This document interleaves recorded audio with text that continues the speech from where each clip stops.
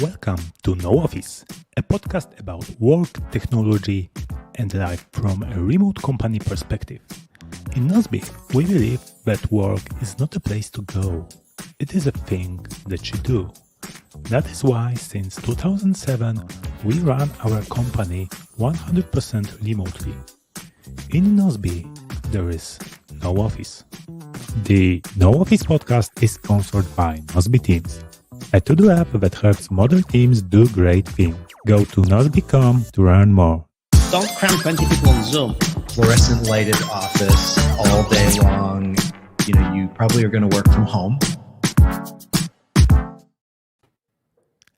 Hello and welcome in the episode number 21 of No Office, a podcast about work, technology, and life from a remote company perspective. I'm Rafał Sobolewski, and as always, I'm joined by my good friend and CEO of our No Office company, Nozbe, Michael Slevinsky. Hello, Michael. How are you today? I think I'm drunk. Why? I see two Rafals. Oh, yeah, because I've got fancy two cameras, and the fans on my iMac are going crazy right now. I have this second camera. It's actually my iPhone with Epoch Cam from Elgato installed, and this ultra wide lens. And this is how my No Office looks like from the wide angle. Okay, so we have an episode about double win, and we have double Rafał in the episode. Okay, I get it now. Yeah, I'm glad you get this joke. Okay. But I'm really good. So I have some news. What we did is by we I mean me, myself, and we managed to beat procrastination. And today I managed to write chapter 29 of No Office book, and I'm so happy about it. After 3 months of not writing, of procrastinating, getting to the finish line. Finally, today I wrote another chapter. I have 2 more chapters to write, and I'm planning to write them next week. And yes, by the end of next week, I should have written the book finally. Okay, I would change my tactics right now, and I wouldn't praise you until you finish the whole book. Yes, completely. And right after that, once we've got the book written, what I will do is we will start announcing two launch teams. So launch team number 1 in English, number 2 in Polish. At the same time, we will have 2 launch teams. So I will be, building Polish and English-speaking communities around No Office book, because the official launch of the book will be in September of this year. So until then, we will be, going through all the chapters. The chapters will be there online for everyone to read, but we will go through each chapters in the launch teams and see if we can improve the chapters, if we can add more references, more, additional examples, or we can edit something out. We'll see how it goes, but I want to have this. I want to be the No Office book to be a community driven, open source project that evolves over time. So the book in September will be the version 1.0, and then we will have additional versions. Yeah, hopefully, and it will get better with time, and more perspectives. All right, Michael, but I want to talk about that we are, for the first time, like for me, we are recording the show live and with video. And this video version, that you are watching on YouTube, it will be unedited. Yes. So it is a kind of a backstage of recording a podcast. So because audio version will be edited and will be free of most of mainly my English errors. But here you can laugh at me at how bad my English is. I mean, both of us are not native speakers, and I speak very fast, so I need to learn to speak slower, and I need to learn to also, mark my words, to really say what I want to say instead of just blah, blah, blah, blah, being just to, say something. So yes, in this unedited version on YouTube, you will see us with bloopers. We will be repeating sometimes sentences just to make sure that we record them right for the audio version.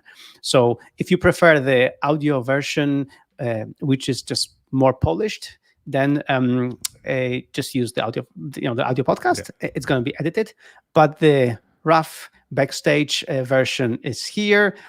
But the good thing is that with the video version, you will be able to see things sometimes and see our faces doing strange movements, but also our backstage, like fancy webcams of Rafał. See our no offices, like Michael promised to do the same for the next time. He tried to do it like 5 minutes ago, but there were some technical problems. But don't worry, we will have this set up for the next time. Yeah. I would have to restart my Mac, and I didn't want to do that. So next time we will be having 4 cameras, which is going to be amazing. All right. So recently I had a vacation, and you did an interview with Michael Hyatt when I was off. Yes, this was beautiful. I mean, so we made the decision that starting from June, we should be recording this podcast live on YouTube. And before that, I managed to get Michael Hyatt on board. And it was like a very nice, very generous birthday gift that Michael Hyatt, on a pretty short notice, like 2 weeks before my birthday, I contacted him. And he decided to, jump in and join me on my birthday.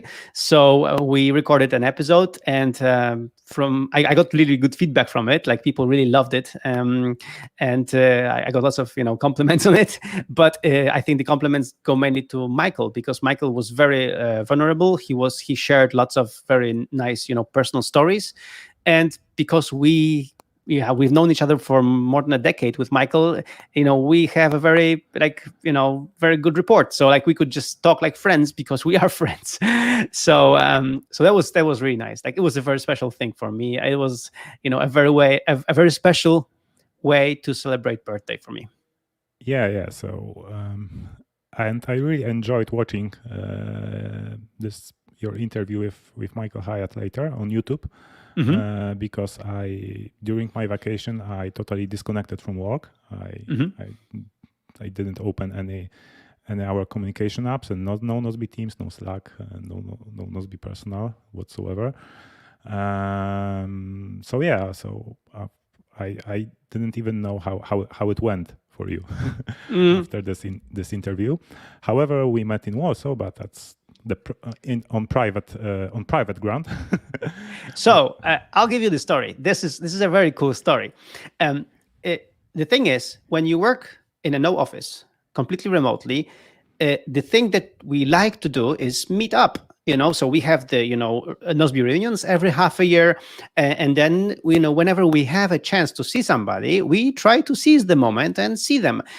The problem is, pandemic happened, and reunions didn't happen. People would be afraid to meet. And that's fine. That's good. So it was so funny because I actually traveled to my hometown to get vaccinated, and because of that, Rafał knew that I was there, and Radek knew that I was there, and I was traveling through then later through Warsaw, and I called you on Monday to talk about. I knew you were on vacation, so I called you privately to talk about iPads, because of course WWDC is going to happen, and then the new iPad Pros just launched, and I basically wanted to just talk myself into buying the new iPad. So I called you regarding this. And you, with completely straight face, told me, yeah, okay, we'll talk about iPad, blah, blah, blah. You're going to meet Radek in Warsaw. That's nice. And nothing. And then next day, I arrive in Warsaw. And then I meet Radek, which is to be expected. And then you show up. Yeah, we showed up, and your face was precious. That was so cool, man. That was so cool. I just, you traveled, 300 kilometers just to meet me, and it was so nice. It was so good. To be fair, I wanted to meet Radek. Yeah. Yeah. Okay, so you traveled so much to meet Radek, and then you wanted to meet me anyway. also Yeah, by so accident. Yes. yeah, you were a bonus, yeah. Yeah, no, but it was so cool. It was really unexpected. We had a very great lunch. It was fun. It was really lots of fun. So that's the thing, now that you had your first shot of vaccine, Radek had their first shot of vaccine, I had my first shot. We are already feeling like a little bit safer with meeting up, and now we're gonna get our second shots, so that's great. And Yeah, but we still met outside. yeah, of course, we still met outside. We still were wearing masks when inside, so we still adhered to the protocol.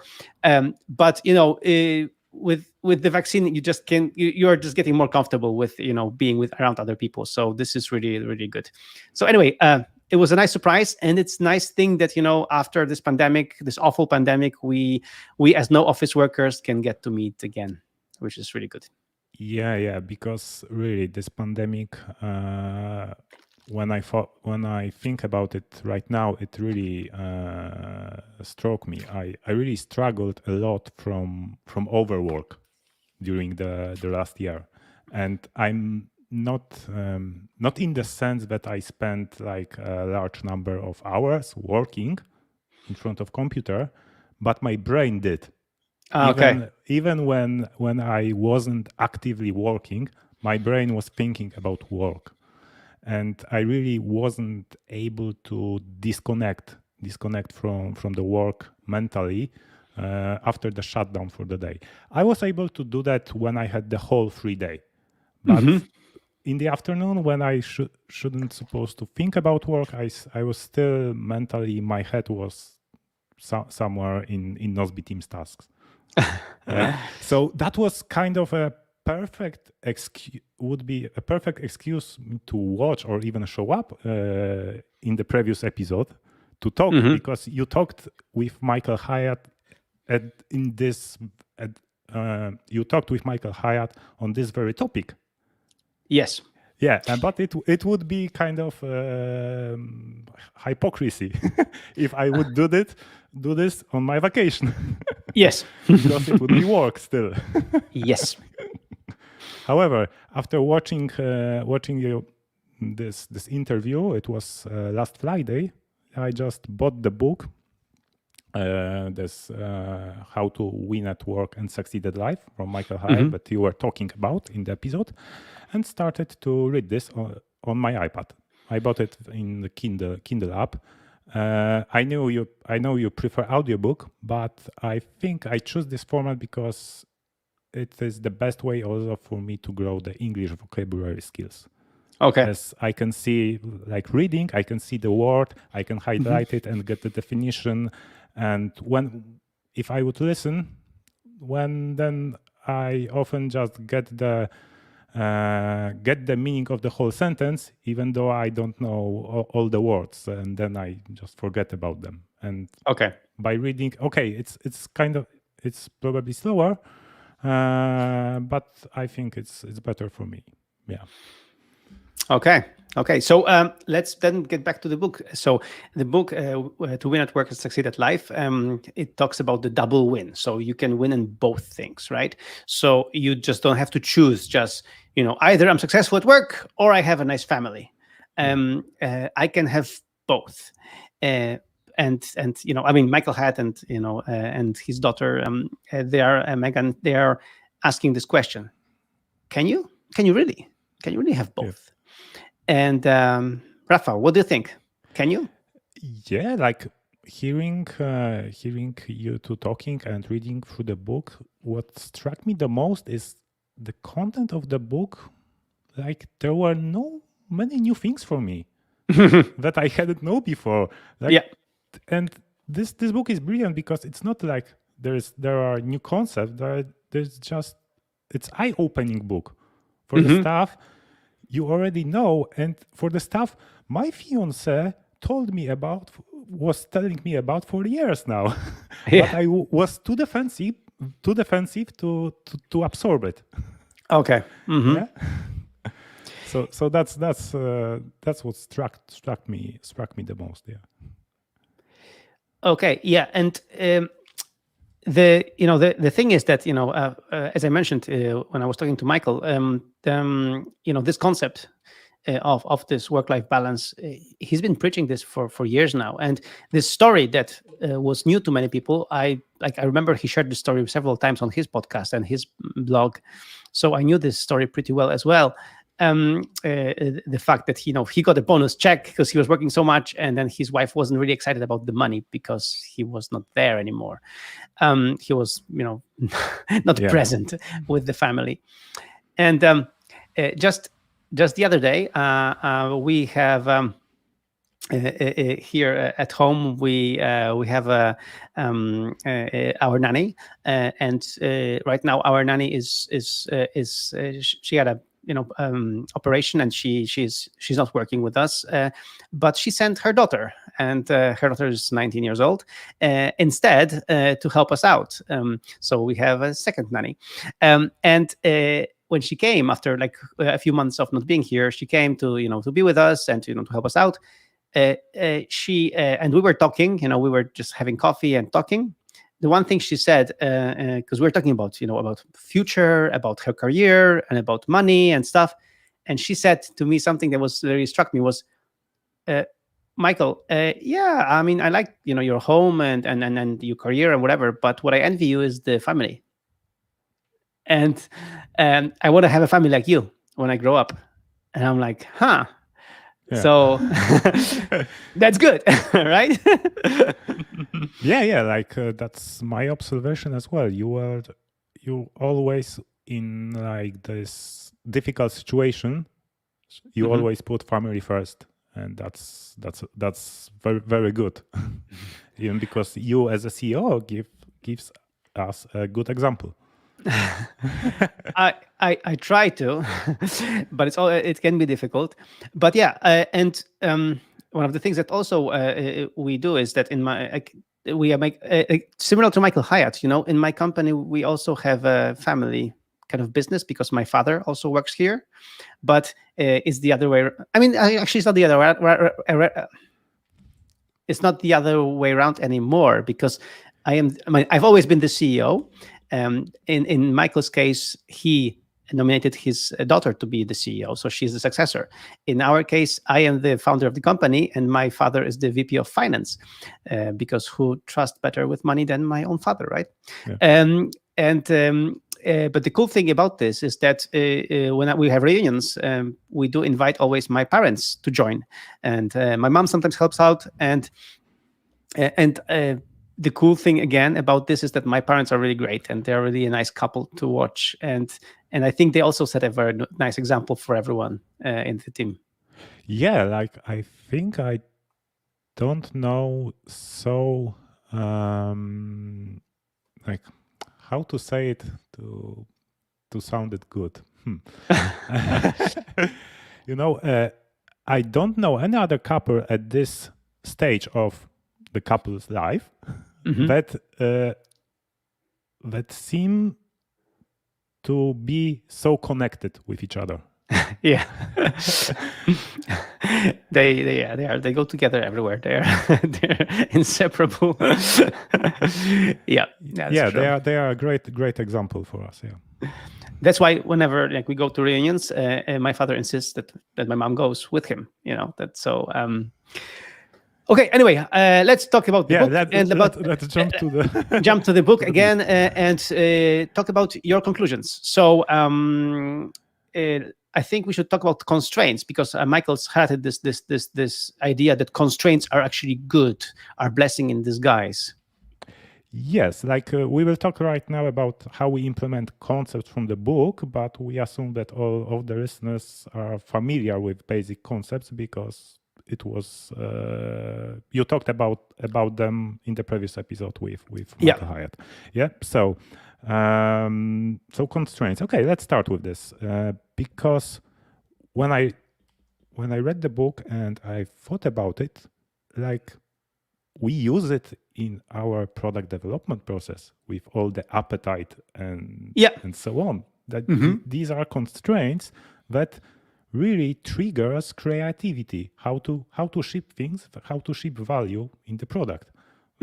You just have to ship something in 2 weeks, yeah, and this is constraint you have to work with. And, yes, and it showed it.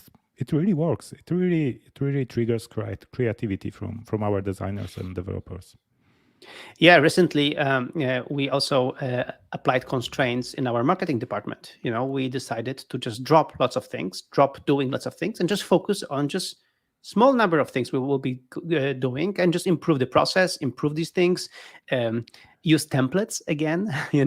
We have this new feature in Nozbe Teams that you can clone. Do we already have it shipped, the clone thing? I think yes. I think we shipped it this week.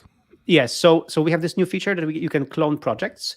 So they are not templates yet. We will have templates soon in Nozbe Teams. But now what we can do is we can clone projects. So what we do is we have one project which is kind of our master project, our template, and based on this template we create new projects for each new endeavor. So for example, each new episode of this particular podcast and the Polish version Nie ma biura podcast is a separate project, because it has several things to we have to make sure that several things work. We have to prepare all the promotion. Everything is in this project. So this focuses us. We just work in these projects. We focus only on these things, and everything else, like all the other marketing, ideas, are put right now on hold. Maybe if we if there's an interview or something, we can, and we find time for this, we can go for that. But other than that, we just focus on a limited number of things, but just to execute them well. And this already works. I think Evelina, who's with us today, she can confirm that. So I really, really like how the way it's going. And again, I'm surprised that it's only now that we started using it, because we knew about this. Like we know how checklists are good, how processes are good. Like we knew about this. We should have known better, and we still we're not kind of getting our own advice straight. Yeah, and once we started, like you actually started doing this with the podcast, because I was on vacation. Mm-hmm. The podcast production started to take only like we record on Thursday and next Friday, and we ship Friday right away the Yes. episode. And before we used to ship in after 8 days, so the Friday in the following week. Mm-hmm. And this is another constraint, because now like normally I would edit the show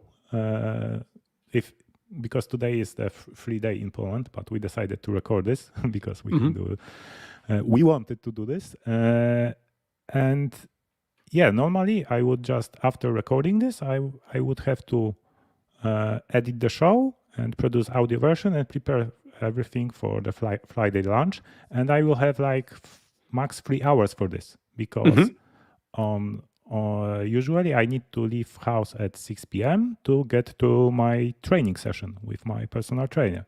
So that's another constraint I've put myself to really focus on delivering the value and not to overthink it. Exactly. And not spend too much time on figuring out the small details. Yeah.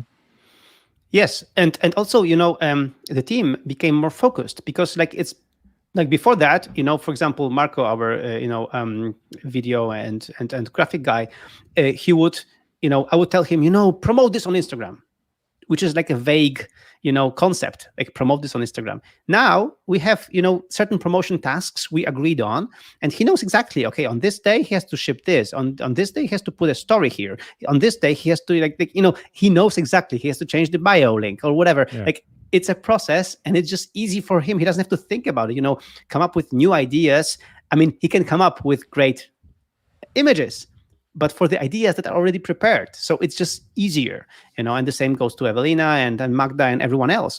So also we had to just coordinate this with Magda. Magda sends the newsletter with this link to this episode on Friday. So, and today she's not working, so she had to prepare things in advance. So we had to really think about which topic are we going to tackle today. So it's all the blog post for this episode is already written. You see, exactly. That means more preparation, but then it means better execution. So the constraint and the process and the checklist just help to just execute better. Yeah. And this constraint that I put, for example, that I have training planned just after the work. So this is very important because in the book they say that work is like water. It fills out the whole the whole area that can like. But I would even say that work is like car traffic. Because they always fill all the additional lanes they had built. Yeah, it's always like that. So yeah, if we don't put these constraints, the work will slowly take more and more time from us. Yeah, so it's really important to plan these activities after work to have really be focused, and really it stimulates you to be very productive. I had very productive week this week, even though I wouldn't finish everything I planned for this week, which is normal, but I really feel like I accomplished a lot this week. Cool. That's really good. And I feel the same. I feel obvious things like we talked about it with Michael, but one of the things that always help me is have these additional routines that I have. Like for example, the routine of planning the day before, like having writing my journal the day before, and then like really being more focused and something that I wrote in this chapter 29 of No Office book. So is the fact that you can also to be more productive, and to have more balance and more balanced life, you can just shake things up and just not always work in your home office. So you can switch offices. And for example, I have this balcony there, and today I used the balcony. I was on the balcony, and this is where I wrote the book, because balcony. And this desk on the balcony is for me. I mean, this table on the balcony means for me longer writing. So I didn't check Twitter. I didn't check anything else. I didn't check email. Nothing. I was just sitting there writing, and it's just it's again constraint, different place, different environment, a trigger that helps you just have a more balanced work-life balance. And another constraints I recently put on myself to really stop thinking about work after shutdown for the day. So I totally uninstalled just after vacation. I didn't install Nozbe Teams app or Slack app on my iPhone. So when I take for example, in the middle of the day, take a break from work or after the shutdown, I really don't have a possibility to check up what's going on in Nozbe Teams task or on Slack. Yeah. So that way I really can focus on being present at the moment and doing something for me or with my fiance. And so this is really cool, and it works. It really works. That I think I needed this.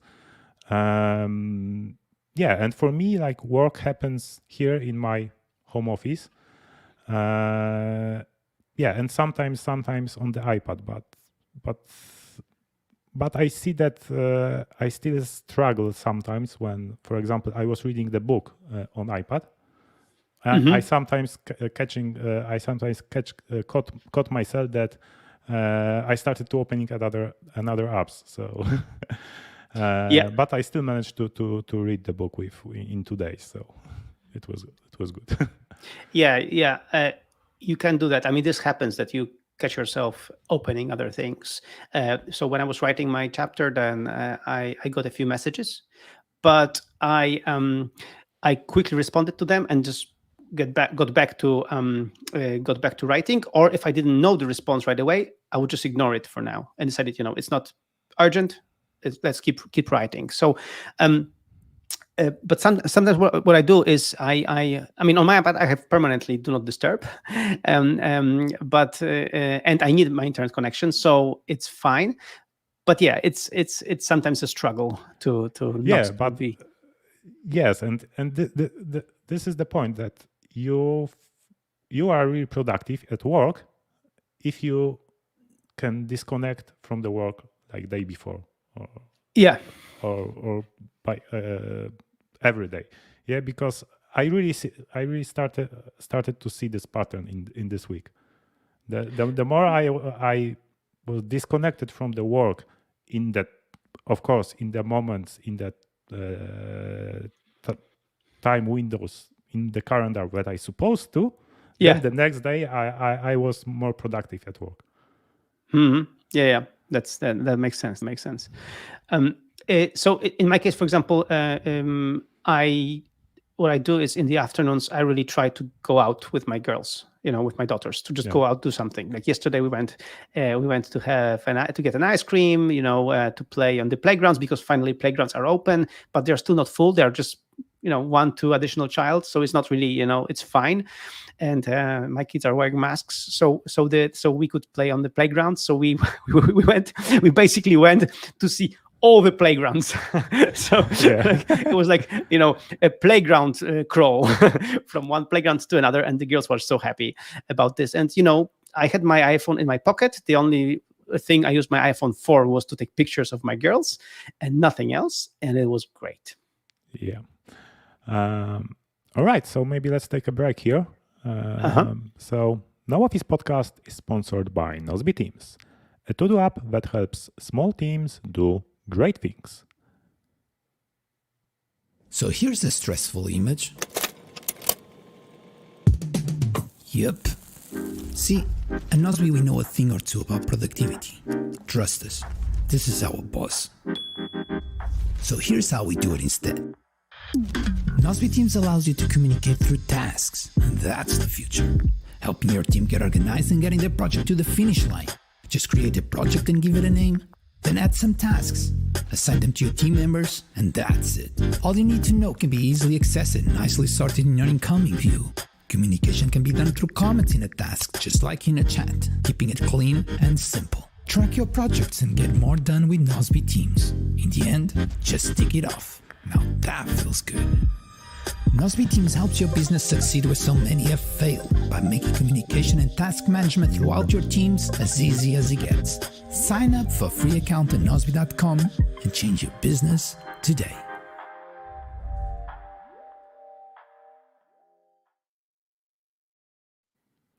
And we are back after the break. And speaking of breaks, Michael, have you ever experienced a profitable pause? Profitable pause? What is this? Yeah, like Michael Hyatt in his book, like they describe it like when you are totally disconnected from work and you just started to be creative and figure out some solution for the problem. For example, J.K. Rowling, when she was trapped in a train for 4 hours without any notebook or anything, they came up with the Harry Potter idea. Yeah, she came up with the. Yeah, I heard the story. I couldn't believe it that she did come up with this. So to be honest, lots of them. Like I remember when I had my first sabbatical 3 years ago. Oh man, 3 years ago I had my first sabbatical. I went to the States and Canada. I figured out quite a few things that, but without looking at Nozbe, without looking at Slack, without connecting with the team, but just looking how things work, how businesses work, like having all this, it just inspires you to get the ideas, and I mean, I don't remember right now off the top of my head any particular breakthrough that I had, but I know that there were many small breakthroughs, small ideas that just came up, while doing nothing. Yeah, that's cool because the technology today is designed to not allow us to have this kind of breaks because the work is right here in our pocket every time, 24/7.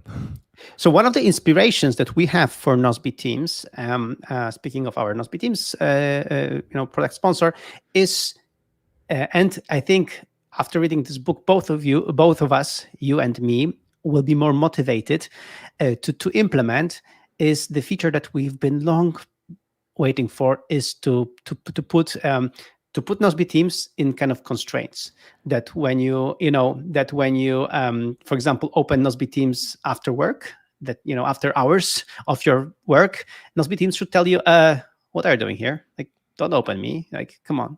Like, enjoy your free time, whatever. And also, we discussed this feature, hopefully that that when you're on vacation, the same thing. On vacation, you open Nozbe Teams, and for example, the team where you have your team, your work team, will tell you, no, you're on vacation. Go away. Like, don't look at me. So this way, you will not have to uninstall your app. You could just set that you're not there, and that's it. Of course. To be clear, that's we haven't yet shaped it up. So the solution for this, but these are only ideas. But we really see we will have to do this at some point near in the future. Hopefully as soon as possible. But we have other priorities as well. So it will Rafa. But this is our first live show. This is the backstage, so people can see how uncomfortable I'm making you when I'm trying to announce or pre-announce something that is not even shaped up. So you're completely right. This is not a feature that we've prepared yet. And actually, I have a new idea about this feature. So I'm going to write it up for you later in the task, which came just today. Like, it's just like inspired by our discussion. So okay. So, but speaking of this is another constraint we put for ourselves and actually for our team, because when you have this kind of idea and you write it up for me to explore it more, so you don't expect me to jump on it, Of course. You just put it to me, and I will consider this as my priority for my next week during the weekly review. Yes, but this is, and this is the whole concept that we are we are trying to get our heads around, because we promote, as no office company, we promote flexible time. We promote, for example, that people could work in the mornings, then during the day not work at all, and then work at nights. Like, it's fine. We have people doing this. Like, we have Miam, who just goes rock climbing every day, but in the morning he works, and then in the evenings he works. And for example, when he delegates a task to somebody, he should be able to do it in the midnight, and we shouldn't be able to, receive, notifications and stuff. Yes. So exactly. And this is the same logic. I have this idea. I'm going to write this for you because I don't want this idea to disappear. And I think this idea is brilliant, of course. But then, I, as you said, I'm not expecting you to reply to it and explore it right away, drop everything right now. No, you just got the idea.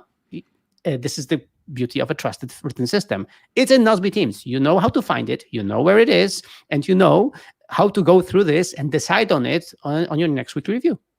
Yes, exactly. And this is, also Michael and his daughter talked about it, I think, in the last chapter of the book, that we as team leaders should create this environment that really work shouldn't happen in the time that shouldn't happen and shouldn't absorb people that in their free time. Yes, but what I wanted to point out is that it's really hard, especially in a team like ours, when we have really different working hours. Like for example, you introduced the concept of weekend Wednesdays. So very often on Wednesdays you don't work, so then you work on Saturdays. So again, if you work on Saturdays, you should be able to just delegate stuff to people. Do your stuff, do your work. But without implying that what you mean is like, Michael, please reply to me on Saturday evening on this comment. No. I'm going to get to it on Monday when I work, So this kind of thing is really hard. And it's not only the question of, feature in Nozbe Teams that we should introduce, but also, as you mentioned, the culture in the company, to really explain to people, the expectation is this, this is the expectation. And the expectation is not that you reply right away. The expectation is that I want to be able to write stuff up for you anytime I want. And you should be able to reply to me anytime you want. Yes, if I explicitly don't say it's very urgent, yes. you just work on it on your own time when you plan it.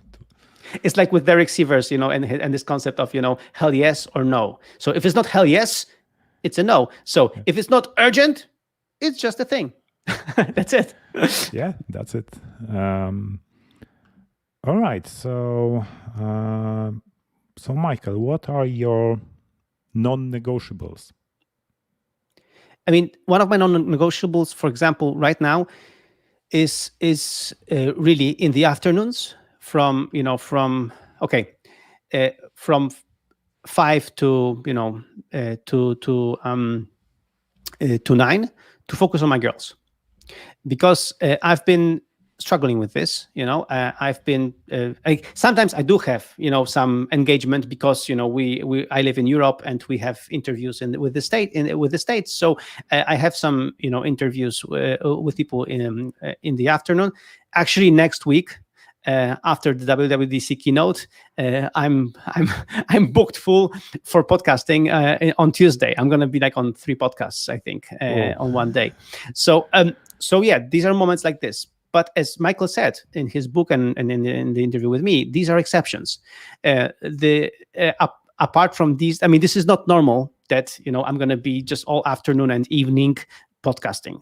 But it's a special thing because at WWDC, Apple, it happens now. Like, this is the moment to do it, and it's just one day. But any other day, my non-negotiable is really to after 5 p.m. really finish off work for today and just focus on my girls. Just as we did yesterday, go out. Have an ice cream. I mean, I don't take ice creams because I'm on a diet, but they can. Yeah. They are still young, so it's all. So this is like kind of thing that I really want to make sure that I have this quality family time in the afternoons, and that I put them to sleep. And especially as a parent of 3 girls, it's hard to put them to sleep. They always try to trick you into some doing crazy things, longer. So really, I have to be mindful that after 8 o'clock, we should really go up, already to the bedrooms, start reading some stories, just calm down, and then hopefully by 9 p.m. they will be in beds, and then because if we don't do that, oh man. Yeah, and yeah, that's funny because like I have this very comfort of not having kids, and one of my non-negotiables from like couple of months is sleep. So I just don't put any meetings or anything in the calendar before 10 a.m. because I always want to sleep this like 8 hours, and even after I wake up for at the time I set an alarm for, and I feel like sleeping more, I want to have this flexibility that I can do this to really be productive that day, because I learned that if I don't sleep well, then work and life is a shit this day. Yeah. So with me, for example, my another constraint was that we decided with my wife to just, at midnight, try not to watch another episode of anything anymore. Yeah. So try to really go to sleep around midnight, because this way I wake up at 7:30 right now. So this way I can have 7.5 hours of sleep, which is for me enough. But very often we would stretch it at 1 p.m. 1 a.m. So we would just watch another episode of something, watch something else, and this is not good. But for me, as I mentioned, because I have family, it's a chained event. If I don't put the girls to sleep around 9, then the time with my wife just shrinks or moves, so we start our evening at 10 or 10:30, and then we want to spend time with each other, we want to talk, we want to just watch something together. So then everything moves up. So that's why it's really critical to put the girls to sleep at their hour. But to put them to sleep at their hour, I have to spend enough time with them so that they enjoy the time with me, and they really, we really need to finish the work around 5. Yes, exactly. So it's all connected, and this way, then I can really, around midnight, I can just the last 2 days around midnight, I would just shut off. I was completely, tired, so I just went to sleep, and I slept very well, and it makes all the difference. And I think the fact that I wrote this chapter today is also thanks to the fact that I just, fell asleep today very nicely, and had a very good, beauty sleep.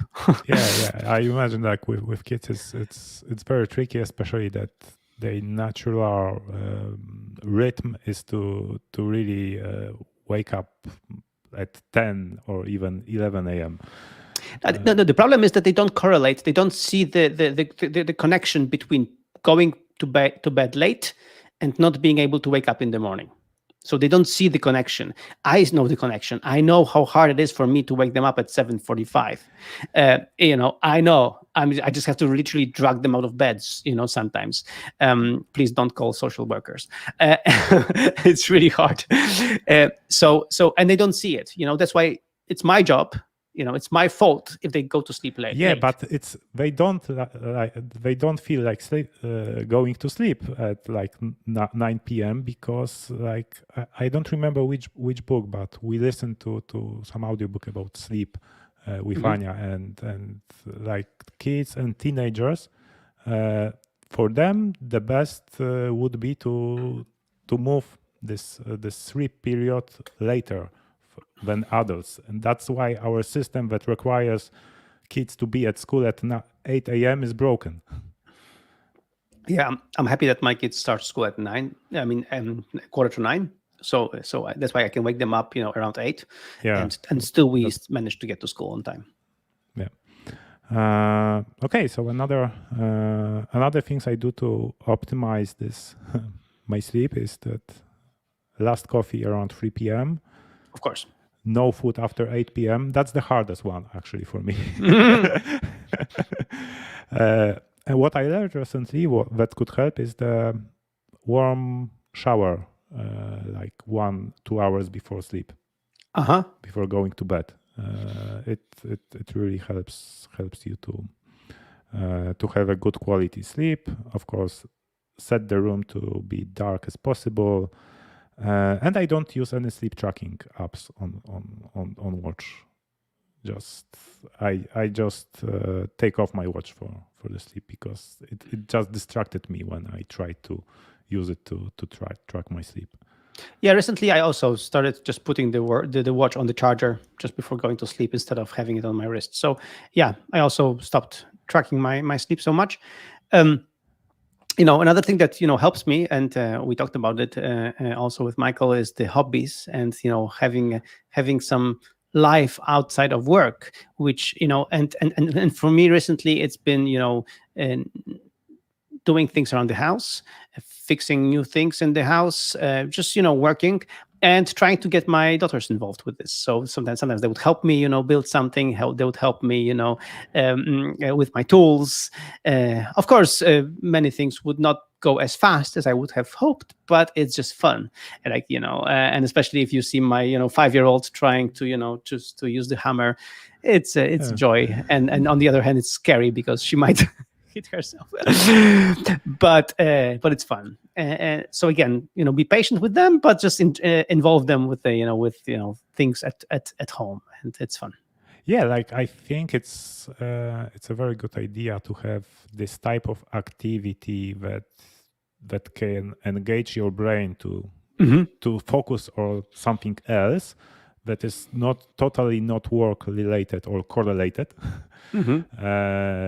And have some kind of activity when you can do with your family, but maybe some kind of activity when you can only do by yourself. Yeah. And I started to think about it. What can I do? Because I have many hobbies, but with each of them, but actually with none of them, I didn't dive deep into the specific topic. Yeah. And now I'm curious, should I start something brand new, or should I take something that I currently have but just go deeper inside of this topic? Yeah, so something for me to think about it and figure it out, because I think I would really need to like schedule this. I know it may sound really boring to have your hobby scheduled in the calendar, but as Michael Hyatt proves in his book, it's and also it was good that this book was wrote by Michael Hyatt, because when after reading this book, I talked a lot with my fiancée, and she always had this problem that I don't want to be an item on your calendar. I'm more than that, And now when I told her about how Michael Hyatt does this, and she once read the book of him, so she accepted this because Michael Hyatt is an authority. Yeah, this is like a story of my life when my wife listens better to somebody else than to me. But that's so I totally understand your situation. No, actually, it's story of my life as well, as I like. Exactly. Because really, as I said, I think at the beginning of the episode that my fiancé told me a lot of stuff that I read in the book. So. Yeah, but that's the thing. That's the trick. And that's the trick. When you want to encourage change in your partner, don't try to preach to them. Find somebody else who would do it, an authority person, most likely, or send them a book. Send a book their way, and then they will listen. So that's and we will listen, and we will work the same way. So it's not just them; it's us as well, as you mentioned. So that's completely true. We should do it, but it's always been like this. That my favorite example was, when you schedule a date night. People think, you schedule a date night, you just go on a date on a whim, spontaneously. If you want to do that, then I have lots of friends who are couples, and especially when they have kids, and we ask them, when was the last time you had a date, just two of you? That's their answer. They don't remember anymore. Because they think that they might, but especially when you have kids, you have to schedule it. You have to find a nanny. You have to, it's not easy. But once you do it, So actually, next week, me and my wife were going to theater for the first time after the pandemic. Yeah, in the theater they have like this thing that it's well, first of all, it's a big theater. Second, we don't sit next to each other, so we can only book 2 seats, but with a space to other seats. Also, we all wear masks, and we want to try this. We want to go to theater, and and we've been vaccinated, as I mentioned, so hopefully better. So for that, we scheduled a date night. We had, I had to buy theater tickets, and of course, we had to get a nanny for the night for the kids. But I'm really excited about it. I want to go to theater again. Yeah, that's cool. Actually, before the pandemic, we started to go to the theater with Anya. So hopefully, we'll be able as well to get back to this, because we really enjoyed it. Mm-hmm. All right, I think it's high time to start wrapping up this episode. Yes. So maybe I would say my main takeaways. What were my mistakes that caused overwork feeling for me in recent year? So first of all, I didn't plan any specific hobby, self-care, family activities that are not work related after work. So naturally work extended to the whole day. Yep. And even if I shut down, then still going down to Anya and not having anything special to do planned, my brain was still at work. Second, I used to listen a lot of technology podcasts during my free time, and it stimulates thinking about work even more. Now I just allow myself to listen 1 hour per day, but only work day. So I just technology podcasts are now with lower amount of this for me right now. Okay, maybe that's WWDC week. Yes, is coming, so that may be exception, but as a general rule, this is then. And I still, for example, we are having this sponsorship in Polish Yes Was podcast, and they released the first episode where we are sponsors. Yeah. So after I still had like half an hour or hour at work. So I just played this podcast and went for a walk, and I treat it as a work, not as a leisure. And that I think that's starting to work for me. Another mistake I made in recent years that I made my social media presence all about work. I didn't tweet, I didn't put any on Instagram that wasn't work related. Like it's that may be a mistake, because that way I made every time I open Twitter or Instagram, it stimulates work for my brain. And this is something to improve. Of course, I think like social media generally, you should you shouldn't let the thing is. Yeah. The thing is, I treat social media as work because I try not to, use them for personal reasons. I never, ever sent a photo of my girls to the social media, so you will not find it on the internet. Yeah, of course.